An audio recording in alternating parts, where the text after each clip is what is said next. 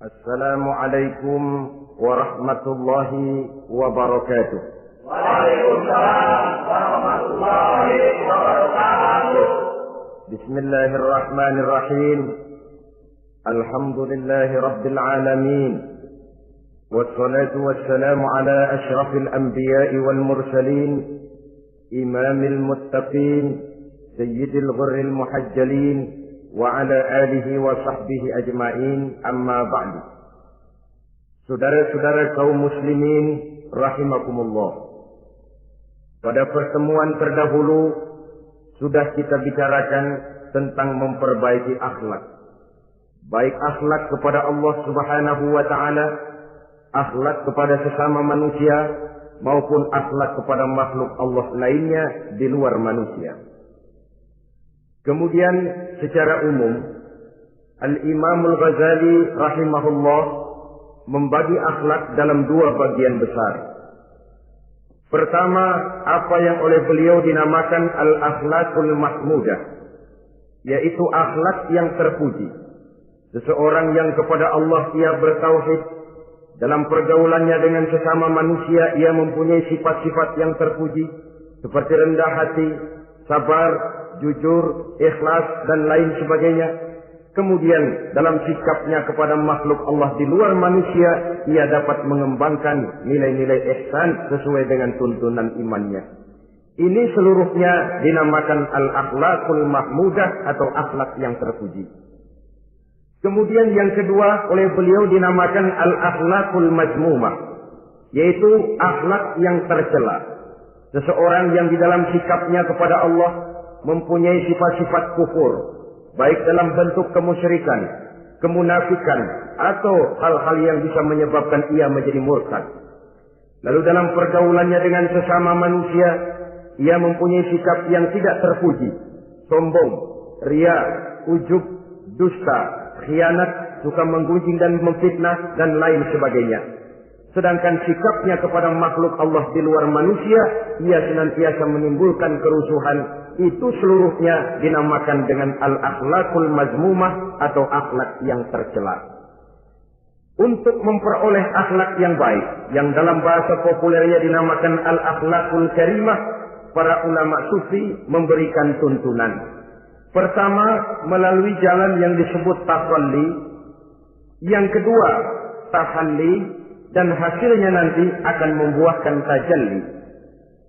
Tafalli artinya mengosongkan diri dari segala macam sifat yang tercela. Sombongnya dibuang, riyaknya dihilangkan, suka fitnahnya musnah, dustanya berhilang. Itu semuanya dinamakan tafalli, mengosongkan diri dari seluruh sifat-sifat yang tercela. Apabila ini sudah berhasil dilaksanakan oleh seseorang, ia naik kepada tingkat yang selanjutnya dinamakan tahalli. Tahalli artinya menghiasi diri dengan seluruh sifat-sifat yang terpuji. Bila sombongnya hilang, berganti dengan tawadhu. Bila dustanya hilang, berganti dengan jujur. Bila khianatnya hilang, dihiasi hatinya dengan amanah, dan begitu selanjutnya. Hasil daripada tahalli, menghiasi diri dengan segala sifat-sifat yang terpuji, akan mengantarkan orang untuk sampai kepada tajalli, bisa menyaksikan kebesaran Allah Subhanahu wa taala. Maka pada pertemuan kali ini kita akan mulai dengan yang pertama, tafalli, mengosongkan diri dari seluruh sifat-sifat yang tercela, menjauhkan diri dari semua akhlak-akhlak yang tidak baik. Dan pertemuan ini akan kita mulai dengan membicarakan dusta dan akibatnya.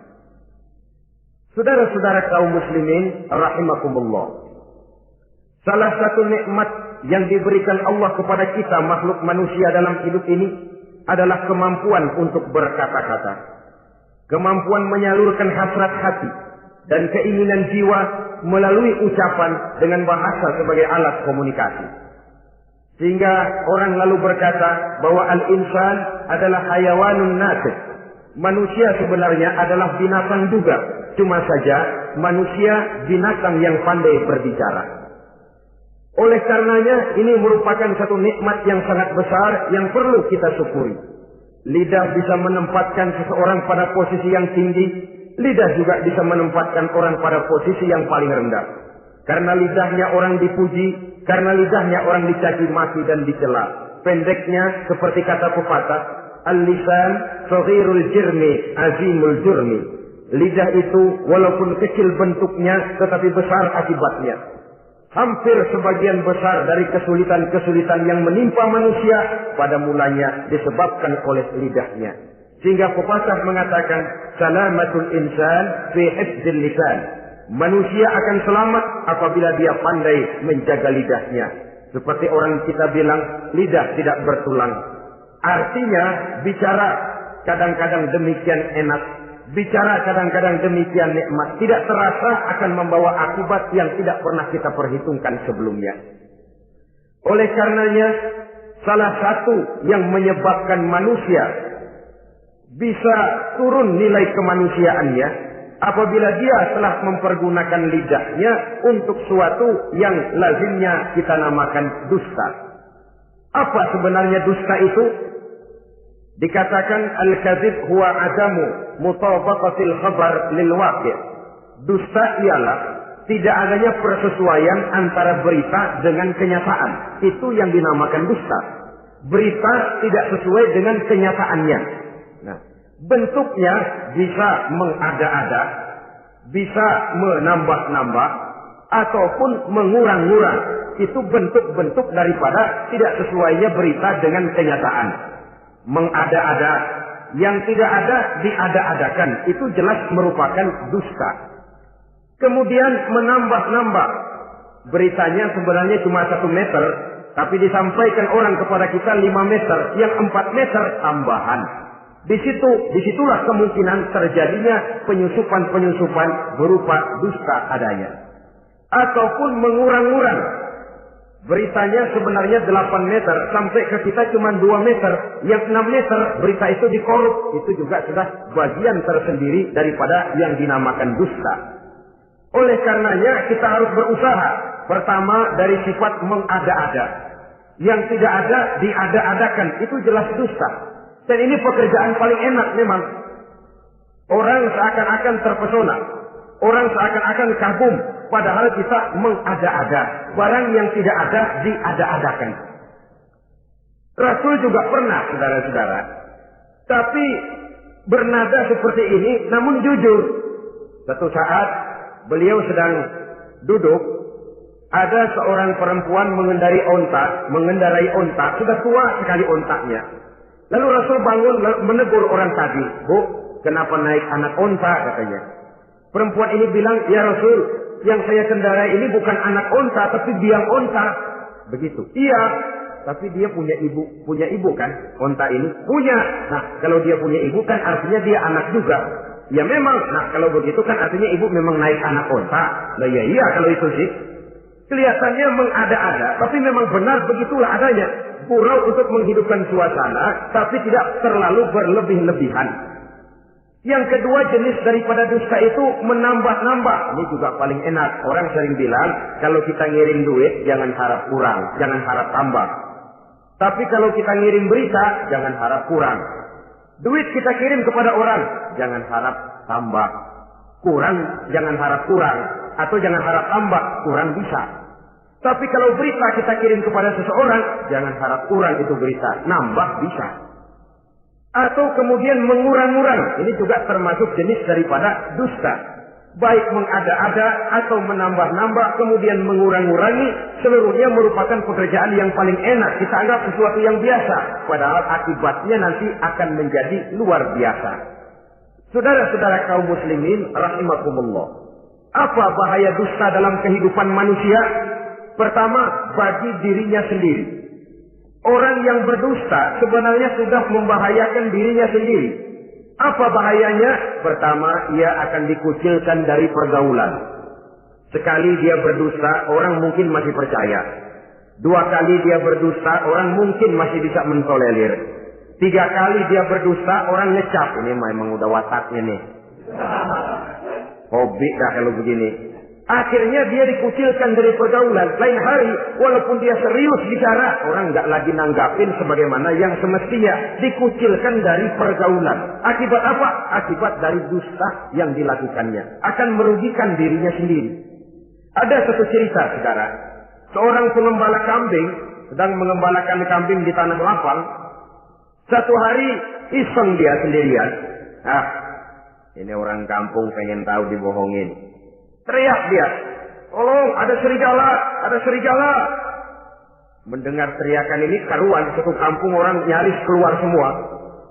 Yang bawa pentungan, yang bawa golok, yang bawa pisau. Mana serigalanya mana? Ini pengembala tadi nyengir. Kagak ada. Gua bohongin lo. Sudah, pulanglah orang kampung ini.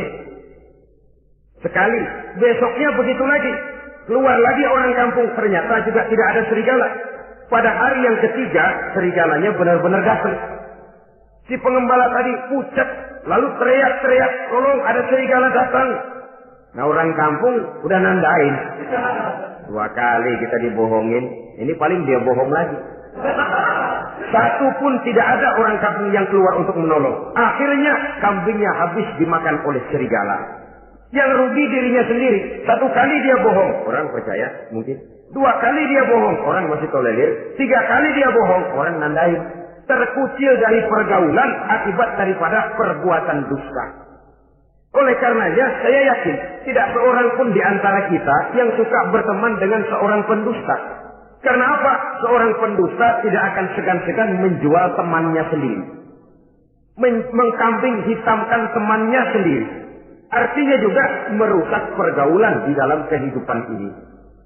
Penyakit yang bahaya yang kedua bagi diri orang yang berdusta itu sendiri, sifat dusta menyuburkan watak munafik. Nabi bersabda, ayatul munafiqi salatun. Tanda-tanda orang munafik itu ada 3. Tandanya, biasanya kalau tandanya ada, ya munafiknya insya Allah ada. Apa tanda orang munafik itu? Pertama, iza haddatsa kadzdzaba. Apabila berbicara selalu bohong. Belum pernah kalau bicara tidak bohong. Bohong itu sudah jadi lalapnya. Artinya nggak sumbrah ngomong kalau nggak dicampuri bohong. Seperti kurang enak makan kalau tidak pakai lalap. Ada saja bohong yang dibuat-buatnya. Ini ciri atau tanda daripada orang-orang munafik. Apabila berbicara selalu berdusta. 1. Yang kedua, wa iza wa'ada akhlafa. Apabila berjanji dia selalu ingkar. Selalu ingkar tanpa unsur yang dibenarkan oleh syar'i, itu termasuk ciri daripada orang-orang munafik. Karena itu kita oleh agama diajarkan jangan memastikan sesuatu. Pernah Rasulullah ditegur oleh Allah Subhanahu wa taala ketika datang orang bertanya, "Ya Rasul, Ashabul Kahfi itu sebenarnya berapa orang jumlahnya?" Ada yang bilang 5 orang, 6 dengan anjingnya. Ada yang bilang 6 orang, 7 dengan anjingnya. Ada yang bilang 8 orang, 9 dengan anjingnya. Yang benar yang mana Rasul? Rasul menjawab, besok. Jawabannya besok. Kenapa Rasul berani mengatakan jawabannya besok? Sebab beliau ngandelin. Biasanya kalau ada pertanyaan dari umat, lalu turun wahyu sebagai jawaban atas pertanyaan tadi. Sudah. Besoknya dari pagi Rasul nunggu wahyu turun. Enggak turun. Besok nunggu lagi. Enggak turun juga. Bingung. Sekali turun malah negur beliau. Wala taqulanna li syai'in inni fa'ilu dzalika ghadan illa ayyasha Allah. Kalau belum apa-apa Muhammad jangan berani ngeduluin. Besok. Semuanya hanya bisa terjadi dengan izin Allah. Illa ayyasha Allah. Oleh sebab itu harus diawali dengan insya Allah. Insya Allah besok saya pasti datang. Insya Allah ya karena kita beriman kepada Allah. Kepastian di tangan Allah. Pastinya karena kita memang berniat benar ingin datang. Kita kadang-kadang insya Allah ini jadi lalap sih. Asal dia bilang insya Allah udah tulen kagak mau dah. Besok ya insya Allah enggak ya. Ini salah kaprahnya kita saudara-saudara. Yang ketiga, ciri daripada orang munafik itu wa iza tumina khana. Apabila dipercaya dia selalu berkhianat. Tidak pandai menjaga amanah dalam kehidupan ini. Tidak boleh mendapat satu kepercayaan lalu dikhianatinya kepercayaan itu. Maka jangan lupa bahwa kita diberikan lidah, kita diharuskan memelihara lidah. Dengan apa? Menjaganya daripada sifat-sifat dusta. Apabila berjanji, kita berusaha menepati. Apabila dipercaya, kita berusaha menjaga amanah. Kenapa? Mencari kepercayaan itu sulit, saudara. Tetapi memelihara kepercayaan itu jauh lebih sulit. Apalagi kalau yang bernama rahasia. Rahasia itu memang selama masih ada dalam hati. Kalau sudah kita bicarakan kepada orang lain, itu sudah bukan rahasia lagi sifatnya. Memang sih pada mulanya kita bisa ngomong. Nih gue ngomong begini nih sama lu doang nih. Lu jangan ngomong-ngomong sama yang lain ya. Nanti yang kita ajak ngomong lagi sama orang lain. Nih sama lu doang nih. Jangan ngomong-ngomong sama yang lain. Akhirnya kan terus sampai walaupun setiap kali ngomong mesti cuman malu doang nih ya. Tapi akhirnya tuh beritanya jadi merata menjalar. Kenapa? Rahasia adalah apa yang ada di dalam hati. Jikalau sudah kita bicarakan kepada orang, sudah bukan rahasia lagi namanya. Apalagi sifat manusia. Kalau dia lagi seneng sama kita, jangankan perbuatan kita yang baik, perbuatan kita yang salah pun masih dibenarkannya juga. Tapi kalau dia sudah jengkel sama kita, jangankan kita main judi, kita ngaji masih salah. Itu kalau orang sudah nggak seneng itu ya begitu. Dia benci sama kita. Jangankan kita main judi, kita baca Quran masih salah. Tapi kalau dia senang sama kita, hampir matanya itu hilang dari penilaian-penilaian yang objektif. Oleh karenanya, sifat dusta menyuburkan sifat kemunafikan di dalam diri seseorang. Yang di antara tandanya tadi, iza haddasa kadzaba. Apabila berbicara, ia selalu berdusta. Kemudian bahaya yang ketiga, orang yang selalu berdusta jauh dari ketenangan. Sebab apa?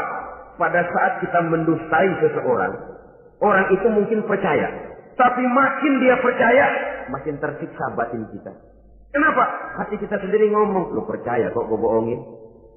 Kita sendiri tahu bahwa kita bohong. Itu yang menyiksa batin. Jauh dari ketenangan. Apalagi akan timbul satu sifat was-was. Ntar dia tahu. Bagaimana kalau rahasia ketahuan? Bagaimana kalau dia tahu saya bohong? Ini akan menyebabkan seseorang jauh dari ketenangan hidup. Makin rajin dia berdusta, makin tersiksa jiwanya. Lain kalau hatinya sudah mati. Dusta memang sudah jadi profesinya, kebiasaannya. Tidak merasa menyesal, tidak merasa berbuat salah. Dusta itu sudah jadi hobi. Sehingga enak saja. Hati sudah jadi mati kalau sudah begitu. Dan sepanjang hati sudah jadi mati, itulah yang paling kita khawatirkan. Artinya nilai kita adalah bangkai berjalan dalam pandangan Allah Subhanahu wa ta'ala. Saudara-saudara kaum muslimin rahimakumullah. Oleh karenanya membahayakan diri sendiri dusta itu. Yang kedua, berbahaya bagi masyarakat banyak. Tentu saja apabila status sosial kita tinggi, makin luas akibat daripada kedustaan kita. Seorang kepala rumah tangga yang berdusta, seluruh keluarganya jadi rugi. Seorang kepala kampung yang berdusta, rakyat sekampungnya rugi. Seorang gubernur berdusta, rakyat satu provinsi rugi. Seorang pemimpin negara berdusta, rakyat satu negara rugi. Makin tinggi status sosial, makin besar akibat daripada suatu dusta. Oleh karenanya, menimbulkan keresahan di tengah masyarakat. Masyarakat itu apa? Dimulai dari masyarakat yang paling kecil, rumah tangga. Kalau satu rumah tangga sudah diwarnai oleh sesuatu yang bernama dusta, maka ketenangan, ketentraman, kebahagiaan rasanya akan sulit terwujud di dalam rumah tangga itu sendiri. Seorang istri apabila sudah pandai mendustakan suaminya, maka itu sudah berarti memulai keresakan dalam kehidupan rumah tangga, menimbulkan benih-benih ketidakpercayaan. Apabila seorang suami sudah mulai mempunyai titik ketidakpercayaan kepada istrinya lagi, itu sudah menandakan retaknya basis kehidupan rumah tangga. Istri yang mendustakan suaminya, umpamanya diberikan nafkah, lalu mestinya sebenarnya sudah diperhitungkan cukup, uang masih ada, dikatakannya habis, dan lain sebagainya. Akibatnya nanti si suami mikir-mikir, kan menurut perhitungan duit masih cukup, kenapa sudah habis? Nah, oleh karena istrinya tidak jujur, suaminya juga mulai berusaha tidak jujur lagi. Mendapat penghasilan besar, mengaku sedikit. Kalau sudah begitu, saling dusta mendustai pun sudah dimulai. Nanti akan terus meresap kepada kehidupan daripada anak-anak sebagai anggota di dalam rumah tangga kita. Saudara-saudara, oleh karenanya, rumah tangga bisa saja berantakan, menjadi kacau, baik karena dusta istri, dusta suami, dusta anak, atau dusta orang lain menyulut dan mengganggu rumah tangga kita. Suaminya lagi enak-enak duduk di depan rumah, datang laporan. Kamu kok tenang saja di rumah? Memangnya kenapa? Istrimu, waduh. Ya memang kenapa istri? Waduh. Itu tadi naik bajai berdua sama orang laki.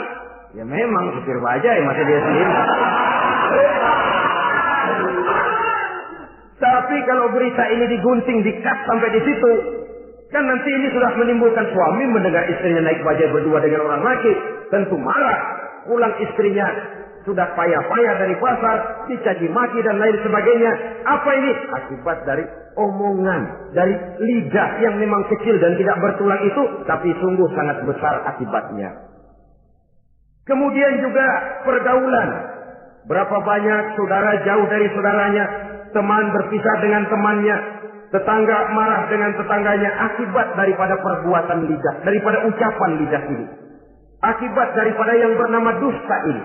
Oleh karenanya, saudara-saudara, dusta pun merusak pergaulan. Kemudian usaha. Satu kali kita berdusta, mungkin usaha mendatangkan untung. 2 kali kita berdusta, masih bisa mendatangkan untung. 3 kali kita berdusta, orang akhirnya akan mengadakan perbandingan. Ini kadang-kadang dalam usaha, dalam dagang, dusta juga bisa jadi lalat. Orang nawar dagangan kita, berapa harganya Bang? 500. 300 ya, tadi ada yang nawar 400, saya nggak jual. Padahal kagak ada yang nawar. Dia buat sedemikian rupa. Atau kadang-kadang tidak segan-segan memakai sumpah untuk membela kebohongannya. Ya, walaupun sebenarnya bukan sumpah, karena sumpah itu harus dengan lafzul jalalah, wallahi atau billahi, atau demi Allah. Kadang-kadang dengan kata-kata yang kasar. Modalnya cuma 500. Tapi ketika ditawar orang, yang bener aja nawar Bu. Padahal ini saya beli modalnya aja 700 perak, biar mampus nih. Dia beli cuma 500, ngaku modalnya 700 pakai biar mampus lagi. Saudara hadirin yang saya hormati, sepintas mungkin orang percaya, mungkin orang yang tergerak untuk membeli. Tapi kemudian keuntungan yang didapat dengan jalan berdusta itu, bisakah membawa berkah dalam kehidupan kita? Rasanya tidak. Dan kalau sudah tidak membawa berkah, maka itu keuntungan itu tidak lagi akan mendatangkan ketenangan di dalam kehidupan. Oleh karenanya menjaga lidah ini memang berat. Sehingga dalam satu hadis lain Nabi bersabda, Al-jannatu mustaqatun ila arba'ati nafar. Surga rindu, surga kangen kepada 4 macam manusia. Ini model. Biasanya manusia yang kepengen benar masuk surga, ini malah surganya yang rindu, kangen benar kepengen dimasuki oleh 4 macam manusia. Siapa mereka? Pertama, saliyil Quran. Orang yang gemar, hobi membaca Al-Quranul Karim. Orang yang gemar membaca Al-Quran dirindukan oleh surga. Apa membaca sekedar membaca? Ya, membaca Quran kan beribadah, dari sebab membaca itu mengerti atau tidak mengerti artinya. Tapi jangan lupa, membaca adalah alat agar kita mengerti. Mengerti adalah sarana agar kita bisa mengamalkan dengan baik. Itu maksudnya. Baca Al-Quran agar kamu mengerti isinya. Kalau sudah kamu mengerti isinya, kamu bisa mengamalkannya dengan baik. Jadi sungguh pun yang dimaksud di sini adalah orang yang gemar membaca Al-Quran, tapi prosesnya setelah membaca, orang mengerti. Sebab orang hanya bisa mengerti kalau dia sudah membaca. Kemudian apabila mengerti, dia terdorong untuk mengamalkan. Taliyil Quran bukan hanya orang yang sekedar gemar membaca Al-Quran, tapi juga yang membawa gaya hidup yang Qurani. Saudara-saudara kaum muslimin rahimakumullah. Taliyil Quran, orang yang gemar membaca Al-Quran dirindukan oleh surga. Yang kedua, wa mut'imil ji'an, orang yang memberi makan orang yang kelaparan. Nabi memberikan anjuran sangat, siapa yang ingin dekat dengan aku di hari akhirat nanti, bersahabatlah ia dengan yatim, dengan piatu, dengan janda-janda tua yang miskin, perlu uluran tangan, mereka yang hidup di bawah garis kemiskinan. Bila diberikan kelebihan rizki oleh Allah, bersahabatlah dengan orang yang tidak mampu. Mut'imil ji'an, orang yang memberi makan orang kelaparan, dirindukan oleh surga. Saudara-saudara kaum muslimin rahimakumullah. Demikian besar perhatian Islam terhadap kepekaan sosial, terhadap kesetiakawanan sosial ini, sampai dalam ayat Al-Quran dijelaskan oleh Allah Subhanahu wa taala, "Ara'aita allazi yukadzibu bid-din, fadzalika allazi yad'u al-yatim wa la yahuddu 'ala ta'amil miskin." Tahukah kamu, kata Allah, siapa orang-orang yang mendustakan agama? Beragama tapi dianggap mendustakan agama. Kalau sudah dianggap mendustakan agama, artinya imannya dusta, dia sholatnya dusta, dia puasanya dusta. Siapa mereka itu? Fadzalikal ladzi yad'ul yatim.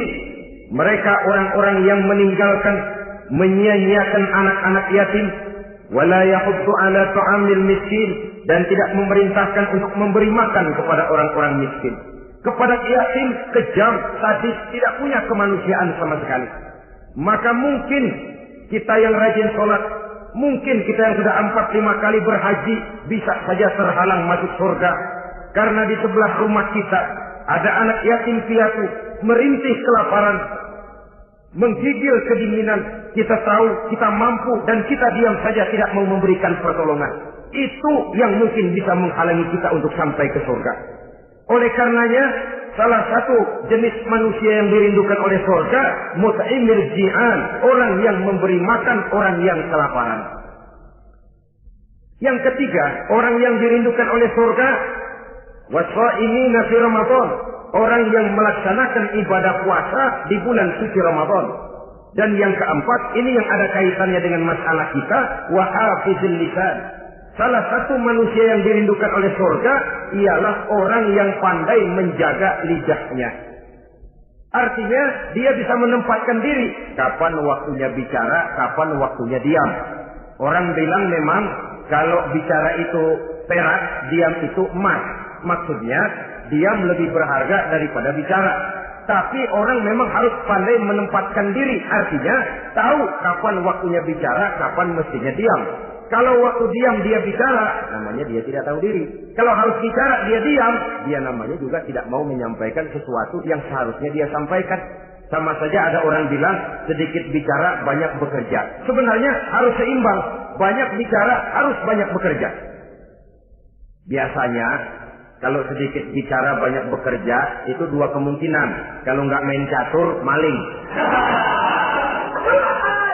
Yang namanya maling, bicaranya sedikit. Paling buka jendela, lalu berbisik sama temannya. Udah tidur. Ngomongnya segitu, selebihnya dia kerja serapi-rapinya.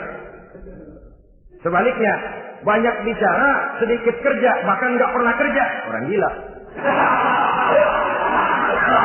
Coba saja lihat orang gila, ngomong melulu. Kerjaannya nggak ada. Jadi oleh karena itu memang harus seimbang. Pendeknya kita harus tahu kapan mesti bicara, kapan mesti diam. Kalau menghadapi kebatilan kita diam, kata Nabi, as-sakitu 'alal batil syaitanun asraf. Orang yang diam menghadapi kebatilan, setan gagu. Masya Allah, saudara-saudara. Ada munkarat, ada maksiat, ada kebatilan, ada kezaliman. Dia diam tidak mau menyampaikan yang benar, itu setan gagu.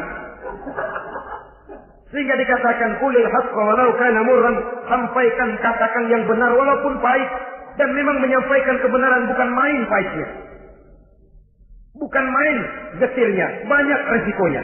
Tapi ini sesuatu yang harus kita sampaikan. Sebab kata Nabi tadi, orang yang diam menghadapi satu kebatilan sama saja dengan setan gagu. Orang yang pandai menjaga lidahnya dirindukan oleh surga.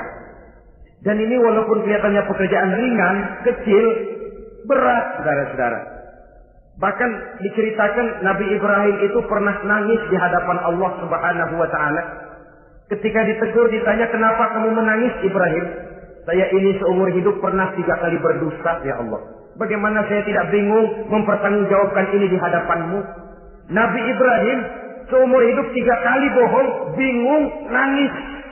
Kita sehari 16 kali bohong, nyengir aja. Nggak ada bingungnya, emang hobi. Kalau nggak bohong, puyeng palanya.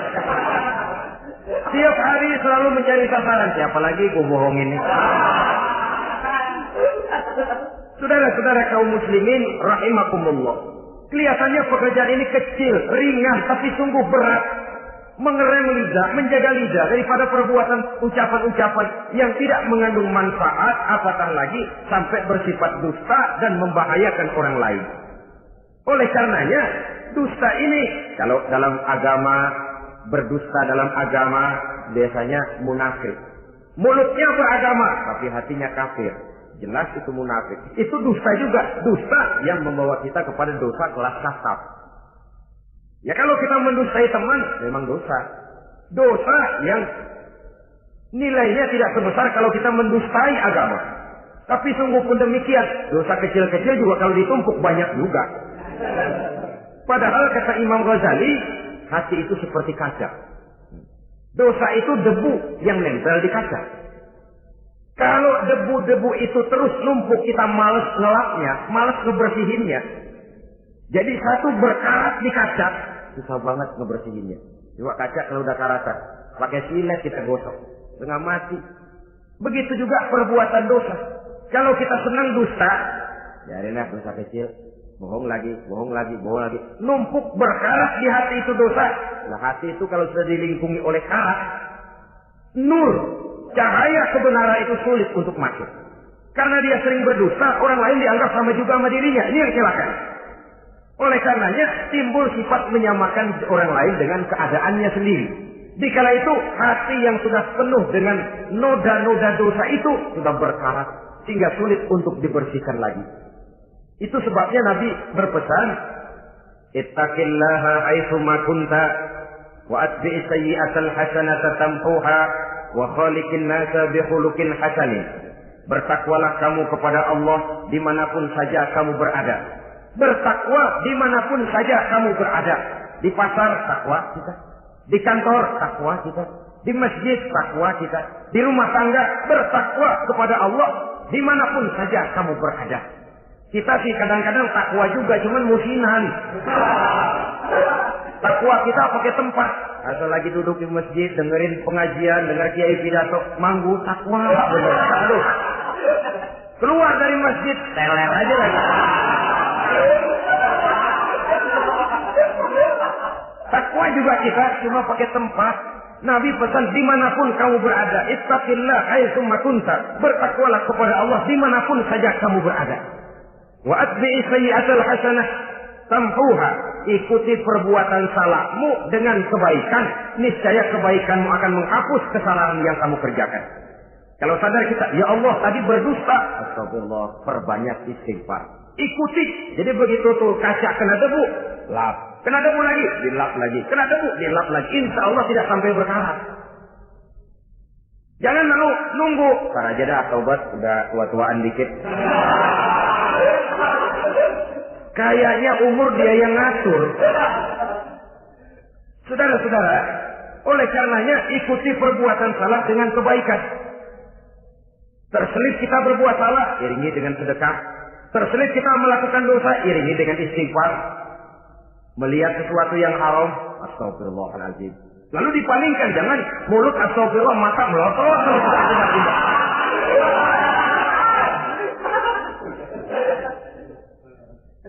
Wa khaliqin nasa bi khuluqin hasanin, dan bergaulah dengan manusia mempergunakan akhlak yang baik. Ini pesan daripada Rasulullah sallallahu alaihi wasallam.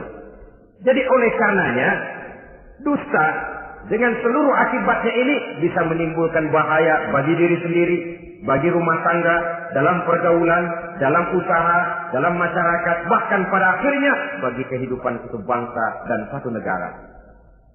Lidah yang kecil tapi besar akibatnya bisa menyengsarakan manusia atau menempatkan manusia dalam satu posisi yang tinggi. Kalau kita adakan satu perbandingan, Nabi Ibrahim seumur hidup 3 kali saja berdusta, nangis di hadapan Allah. Kita yang hampir tidak ada hari, ya kalau orang sekarang bilang tiada hari tanpa olahraga. Rasanya kita kalau mau jujur bisa juga bilang tiada hari tanpa bohong. Pernahkah kita menangis menyesali dusta yang sudah kita lakukan? Berapa banyak orang yang sudah kita janjikan, kita gantung dengan janji itu. Padahal dia punya hajat yang demikian sangat bergantung kepada kita. Tapi lidah ini enak saja. Gampang dah. Tar. Sok. Gampang dah itu mah. Beres dah beres. Enggak ada yang enggak beres. Semuanya kalau lidah kita beres, gampang, ntar, besok, enak, endah aja dah. Habis orang kita gantung dengan harapan. Padahal kita tidak bermaksud memberikan harapan itu. Sementara kita melangkah melenggang dengan senyum, sedang orang lain menggerutu. Saudara-saudara kaum muslimin rahimakumullah, ini pada gilirannya akan kembali penyakitnya kepada diri kita juga, menyuburkan watak munafik, mengucilkan kita dari dalam pergaulan, dan menjauhkan kita daripada ketenangan hidup. Karenanya dusta memang berbahaya. Dalam perjuangan, dusta akan menimbulkan watak pengkhianatan. Dusta juga bisa menyebabkan munculnya musuh-musuh dalam selimut, yang pura-pura berteriak membantu perjuangan tapi di belakang mencari titik kelemahan kita. Oleh karenanya, mencari teman yang bisa diajak tertawa itu gampang. Mencari teman yang mau diajak menangis itu sulit. Mencari teman yang mau diajak nyanyi banyak.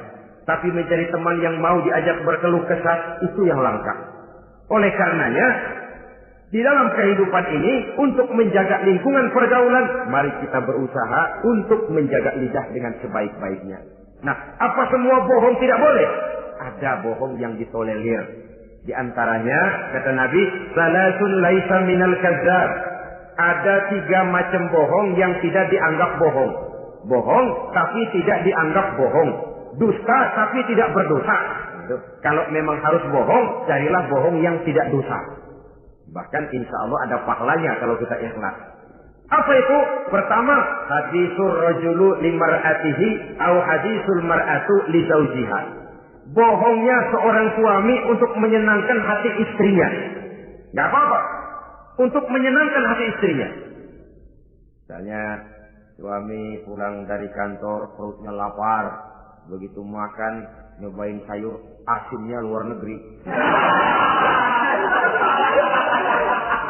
Baru dicobain sedikit, suaminya udah celam-celam, melotot matanya. Istrinya negor, bang sayur keasinan ya? Enggak. Soal keasinan bagus, bagus.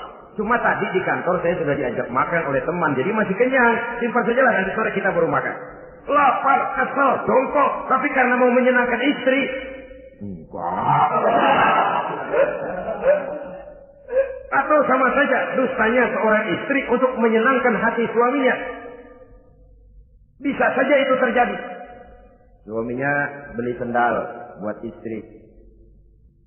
Mahal, padahal murah, kena mahal. Warnanya nggak enak dilihat, potongannya norak. Suami istri tahu kalau itu sendal murah. Suaminya tanya, gimana Bu sendal yang saya beli? Waduh, cakep bener bang, luar biasa. Tangga kita mana ada yang pakai sendal begitu? Memang kagak ada, jelek.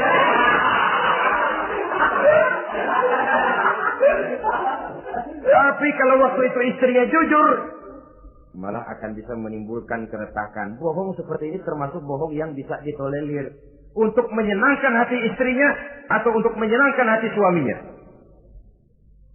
Tapi lalu jangan dieksploitir. Jangan dieksploitir dalam arti untuk menutupi kedustaan, untuk menutupi perbuatan salahnya lalu berdusta. Menutupi perbuatan salahnya, itu yang tidak boleh. Sebab bagaimanapun ditutupi, perbuatan salah toh akhirnya akan naik juga ke permukaan. Yang kedua, al-kadzib li islahi zatil bain. Dusta untuk mendamaikan dua orang yang sedang berselisih. Itu boleh. Malah Raja Iblis, kalau ada dua orang yang sedang berselisih, marahan kita jadi tukang sulut, tukang ngipasin. Datang ke sana ngipasin, datang kemari ngipasin. Tidak mendamaikan. A marah sama B. Datang kita sama A katanya kamu marahan sama B. Ya itu B kurang ajar. Enggak begitu. Saya kemarin ketemu di si B, dia bilang kangen sama sampean, pengen ngobrol sama-sama. Padahal B enggak pernah ngomong apa-apa. Dia bohong, dia olah sedemikian rupa supaya orang yang berselisih jadi damai. Itu bohong yang berpahala malah. Yang ketiga, bohong untuk menyelamatkan jiwa seseorang. Itu boleh. Ada orang mau membunuh. PKI nyari ustad. Nah, kamu tahu rumahnya Ustad Ano? Kamu tahu? Tahu Pak. Gimana? Bapak mau apa? Mau saya bunuh dia. Kurang ajar. Oh, orangnya nggak ada Pak. Mana? Nggak tahu, keluar negeri, keluarnya lagi kali dah. Jauh. Padahal orangnya ada di dalam. Tapi dia berdusta untuk menyelamatkan jiwa orang yang sedang terancam. Itu malah boleh, bukan saja boleh, berpahala. Malah berdosa kalau waktu itu dia jujur. Mau cari ustaz buat apa Pak? Mau saya bunuh? Ada Pak di dalam.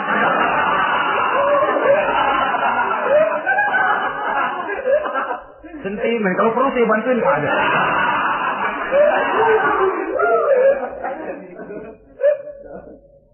Hanya jenis bohong-bohong seperti ini yang bisa ditolerir.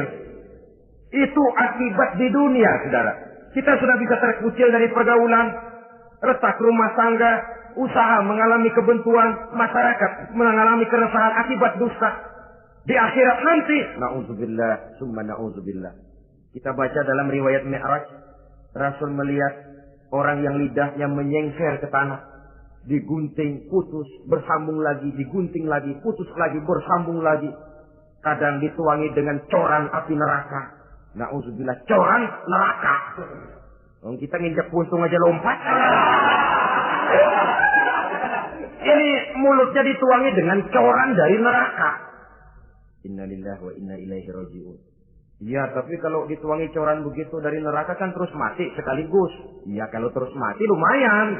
Neraka itu kata Quran, kullama nadijat juluduhum baddalnahum juludan ghairaha liyazuqul azab.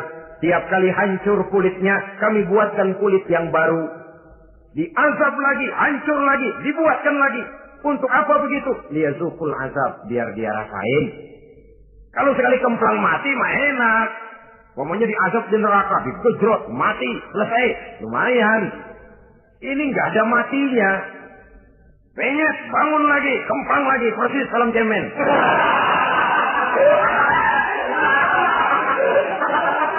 Cuma kalau film cemen mah film, dan itu jelas dusta, di neraka orang tidak kenal mati. Hancur jasadnya, dibuatkan lagi, diazab lagi, dan begitu selanjutnya. Jangan lalu berhitung. Kalau dosanya kebanyakan kan malaikat Malik gemes, ntar dilemparin ke neraka, kelebihan liwat. Jadi nggak mampir di neraka. Ya nggak mungkin, saudara-saudara. Tiap kali hancur kulitnya, diganti dengan kulit yang baru. Untuk apa itu? Liyazuqul azab. Biar dia rasakan benar azab itu. Allahu Akbar. Sudah di dunia dia mendapat akibat yang sedemikian rupa dan punya akibat buat yang lain. Di akhirat nanti dia akan menanggung azab. Apalagi kalau dustanya sampai membuka aib saudaranya sendiri. Dusta untuk menelanjangi orang lain. Logikanya saja, kalau ada teman kita atau aurat kita terbuka, kita harus menutup. Muslim dengan muslim seperti satu badan. Bila yang satu sakit, yang lain ikut merasa sakit. Bila yang satu tercela, yang lain ikut merasa tercela. Dikala itu, kita harus justru menutupi aib orang lain. Malahan Nabi mengatakan, siapa yang menutupi aib saudaranya di dunia ini, saudaranya muslim, Allah akan menutupi aibnya di akhirat nanti. Kita kadang-kadang bukan nutupin sih, malah ngorek-ngorek. Kadang-kadang nggak tahu aja belagak tahu. Ya, gue denger anak. Banyakan dia ngipasinnya. Saudara-saudara kaum muslimin, rahimakumullah. Begitu lidah yang suka berdusta, digunting dari gunting api neraka, terpotong, dibulatkan lagi, terpotong, dibuatkan lagi, tidak henti-hentinya sampai kepada hari akhirat nanti. Karena itu berlindung kita kepada Allah. Jangan sampai diberikan lidah yang gemar berdusta. Tapi lidah yang gemar mengatakan yang benar, walaupun terasa pahit. Mengucapkan kebenaran itu besar resikonya. Panjang jalannya, banyak akibatnya. Mencegah kemunkaran, besar resikonya. Tapi itu harus kita lakukan. Setidaknya, mencegah kemunkaran. Rasulullah SAW dalam satu hadis menyatakan, Iyyakum wal kadhiba. Fa innal kadhiba yahdi ilal fujuri wal fujuru yahdi ilal nar. Hati-hatilah kamu daripada sifat dusta, sebab sesungguhnya dusta membawa kepada perbuatan durjana dan perbuatan durjana menggiring orang kepada neraka. Mula-mula memang ucapan. Dari ucapan orang melangkah kepada perbuatan. Dan perbuatan itulah yang akan jadi penilaian Allah. Jikalau baik, dia akan menyebabkan kita ke surga. Jikalau tidak baik, perbuatan kita jugalah yang akan menjerumuskan kita ke dalam neraka. Dimulai dari suka berdusta. Akibat lidahnya gemar berdusta, perbuatannya pun merupakan perbuatan dusta. Suka pura-pura, mental munafik. Artinya hilang sifat kejujuran dalam dirinya. Apabila ini sudah melembaga dalam kehidupan seseorang, sulit dia melepaskan diri dari cengkraman dusta itu sendiri. Untuk jangka pendek di dunia ini maupun jangka panjang di akhirat nanti, dusta hanya akan membawa malapetaka bagi diri yang bersangkutan dan juga bagi orang lain. Benar kalau tadi pepatah mengatakan salamatul insan fi hifdzil lisan. Bahkan ada yang bilang kalau lidah lukai hati, Kalau pedang lukai tubuh, masih kan ada harapan sembuh. Kalau lidah lukai hati, kemana obat hendak dicari? Kita tampar orang dengan tangan 2-3 hari, 2-3 jam bahkan sudah hilang bekas tamparan itu. Tapi kita tampar orang dengan lidah, dengan ucapan, seumur hidup dia akan tetap ingat. Kita bohongi orang, kapan ketemu dia ingat nih, dia nih. Nih yang kerjanya bohongin melulu. Di aja ada bohongnya. Kalau sudah dicap sebagai pendusta, kita memang nggak tahu, tapi tiap kita jalan orang iringi perjalanan kita. Pembohong. Saudara, masyarakat ini punya hukum yang tidak tertulis, tapi lebih kuat dan lebih kejam daripada hukum yang tertulis. Sehingga lalu orang mengatakan sekali arang tercoreng di dahi, seumur hidup orang tak percaya. Ini artinya hukum masyarakat itu lebih kejam daripada hukum yang tertulis. Sekali kita dicap sebagai pendusta, lain kali kita mau benar-benar banget juga. Aku benar-benar banget ini. Sumpah dah. Alah, sumpah lu udah lalap dah, udah laku. Ya Allah. Kita sumpah pun orang gak percaya. Ya kalau binatang kita pegang ekornya, barangkan. Tapi kalau orang jelas omongannya yang kita pegang. Ya kalau omongannya sudah gak bisa dipegang, apanya lagi yang kita harapkan? Oleh karenanya, saudara-saudara, lidah yang kecil bentuknya tapi besar akibatnya ini harus diisi dengan nilai-nilai iman. Lidah yang sudah dimasuki nilai iman akan berat untuk berdusta, berat untuk memfitnah, berat untuk menggunjing, ringan untuk mengucapkan yang baik, ringan untuk zikrullah, ringan untuk baca Quran, ringan untuk musyawarah terhadap hal-hal yang baik. Lidah yang ada imannya, aduh berat saja kalau sudah memfitnah orang. Berat kalau harus menggunjing orang. Tapi lidah yang belum ada imannya, nyelonong saja. Licin kalau diajak fitnah. Licin kalau diajak ngata-ngatain orang. Licin kalau diajak mengadu domba orang lain. Dan ini akan berakibat nantinya timbulnya keretakan, keresahan sejak dari pribadi, rumah tangga, masyarakat luas. Akibat apa? Dusta. Dari sekian dusta yang paling kita khawatirkan adalah kalau kita sampai dicap oleh Allah sebagai pendusta agama. Beragama tapi dianggap pendusta. Agama sekedar lipstik. Agama sekedar dekorasi, agama sekedar penghias kartu tanda penduduk, tapi hidup jauh dari tuntunan nilai-nilai agama. Pendusta-pendusta agama semacam ini pada gilirannya akan terkena penyakit yang disebut munafik. Iman lidahnya, tapi kufur hatinya. Islam ucapannya, tapi kufur perbuatannya. Nah, ini resikonya sangat besar. Adapun dusta-dusta kepada orang lain, dosa ya dosa. Tapi dosa yang mudah untuk bertobat. Kalau saya katakan mudah untuk bertobat, saya bukan merangsang kita untuk berdusta, bukan. Tetapi jangan lupa, seperti saya katakan tadi, bagaimanapun ringannya satu dosa, kalau ditumpuk, dia akan berurat, berakar, dan berkarat di hati kita. Dan bukankah hati itu merupakan cerminan dari seluruh panca indera?